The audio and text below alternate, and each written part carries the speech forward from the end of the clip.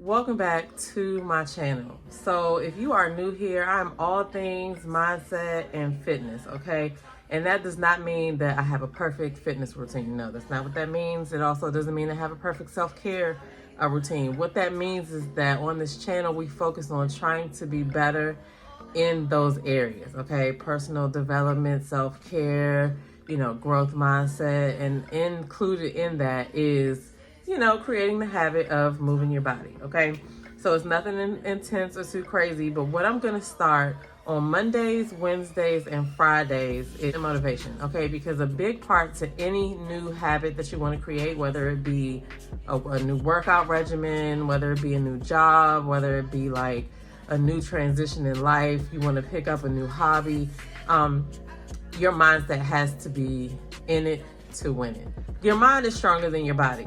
Today's motivation relates to disqualifying yourself before you even tried. Now, this is something that I personally have struggled with and, deal with, here and there. But the good thing is that I notice it now. I used to just kind of be in my own way and just be like, oh, I can't do that. Oh, that looks too hard for me. Oh, she did that because blah, blah, blah. Or he did that because blah, blah, blah. I couldn't do that. I was already telling myself that about some stuff, and for no reason at all. Like, once I realized it, I was like, oh my goodness, because you don't realize, like, you hear people say all the time that, you have everything within you to succeed. But like, what does that really mean, right? Part of that is belief in yourself. And that is like the main ingredient when you're starting anything new or being consistent in something. You have to deal with your beliefs, okay? So I want to talk about how not to disqualify yourself or how to stop disqualifying yourself. Okay, I've had this conversation this past week with my dad. I've seen it in my own life, and I see it, and I can see it in others at times as well, and you probably could too. So let's just start out with saying stop disqualifying yourself, especially if it's before you've even tried. Why would you do that to yourself? So there's a saying that what you focus on grows. Now, if you're looking for negative things, 9 times out of 10, you're going to keep saying negative things. The same thing works in the reverse. If you focus on positivity, it's not saying that nothing bad will happen, but you will have a different mindset when you look at these things, right? So the first thing that I would say that you could do to try not to disqualify yourself before you've even tried is to focus on your strengths. Everybody has strengths and weaknesses, and a lot of the times when we look in the mirror, we go straight to our flaws. And everybody else isn't seeing us through that lens. So how do you feel about yourself? Like, how do you talk to yourself? What strengths do you have? What is something that you're good at? Like that, to you it might be nothing. It comes easy, but other people are like, oh wow, I can't believe you did that.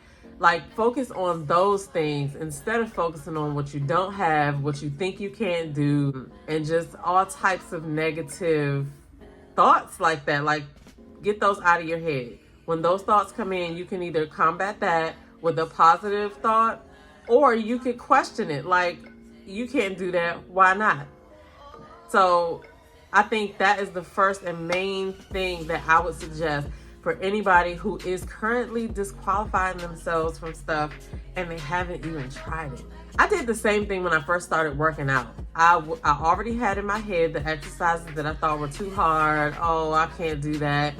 And so, yeah, when I started to try to do the exercise, my mind would tell me that I couldn't do it and we should just stop and take a rest. But it was a lie. Once I started saying, I'm going to try that, instead of I can't do that, I did so much more than I even thought I was capable of. So that's the first thing that I recommend. Focus on your strengths.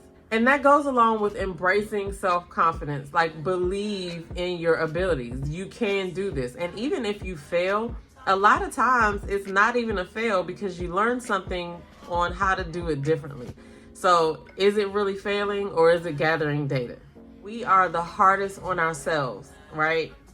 Yeah, we can see what's wrong with somebody else outside of us, but rarely can we see that in ourselves unless you're looking for it. So that is something that you would need to challenge yourself to do when you're, focusing on your strengths and believing in your abilities, those negative thoughts will creep in, and you have to be ready to get that shit out of here. Another thing that I would recommend is, everybody should be setting goals.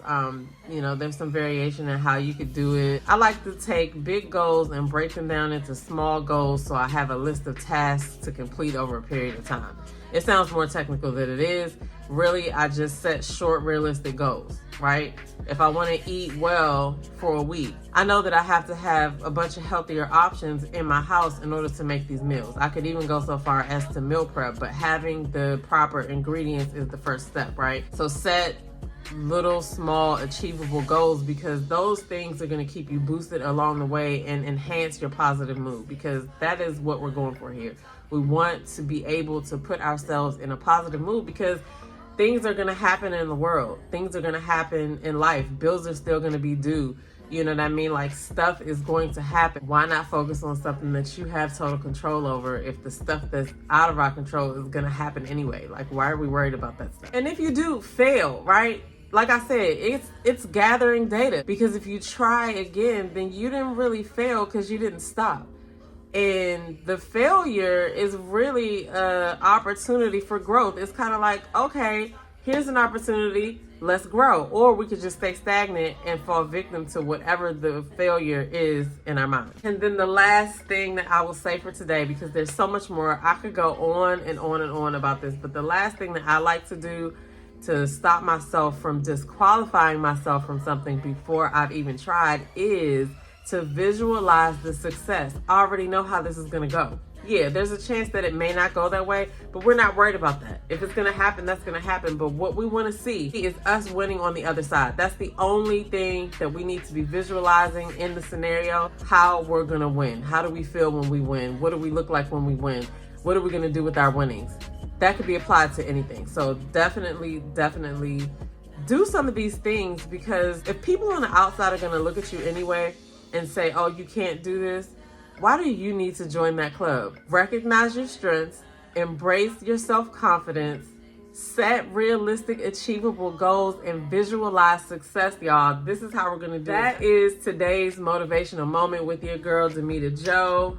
I just want to leave you with an affirmation, and you guys get in the comments below. Let me know where you're at. Have you been disqualifying yourself before you've even tried something? Like, let us know in the comments below. What is one thing that you were disqualifying yourself for that you are no longer going to do going forward? All right, so I'll leave you with this affirmation. I am capable, confident, and deserving of success in all that I pursue. I'm your girl, Demita Jo, and I'll see you guys in the next video. Peace.